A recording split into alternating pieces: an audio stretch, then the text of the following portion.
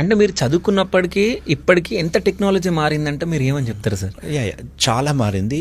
నేను చదువుకున్న అంటే దాదాపు నాకు 25 years పైన ఎక్స్పీరియన్స్. సో నేను యూకేలో 14 సంవత్సరాలు ఉన్నాను. ఓకే. నేను 2006 2008 టైంలో ఇలా స్టెంట్ క్రాఫ్ట్స్ ఫస్ట్ ఇనీషియల్గా వచ్చినప్పుడు డిజైన్ చేసి అవి అంటే అప్పుడు హ్యాండ్ మేడ్గా కస్టమ్ మేడ్గా కూడా చేసేవాళ్ళం. ఓకే. సో ఇప్పుడు మనకు ఆన్ ద షెల్ఫ్ దొరుకుతాయి, కానీ అప్పుడు ఆ స్పెసిఫిక్ పేషెంట్ కోసం ఆ సైజు కరెక్ట్గా తయారు చేసి కూడా మేము చేస్తున్నాము. ఓకే. ఇప్పుడు అప్పటితో కంపేర్ చేస్తే స్లోగా అయింది, కానీ లాస్ట్ 5 years 6 yearsలో టెక్నాలజీ చాలా ర్యాపిడ్గా మనకు ఇండియాలో వచ్చింది.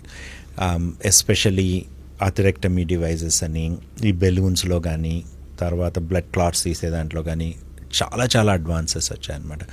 దీనివల్ల మనము పేషెంట్స్కి చాలా సేఫ్గా అతి తక్కువ సమయంలో మంచిగా రికవర్ అయ్యి ఎక్కువ సైడ్ ఎఫెక్ట్స్ లేకుండా మనం చేయగలుగుతున్నాం. ఓకే.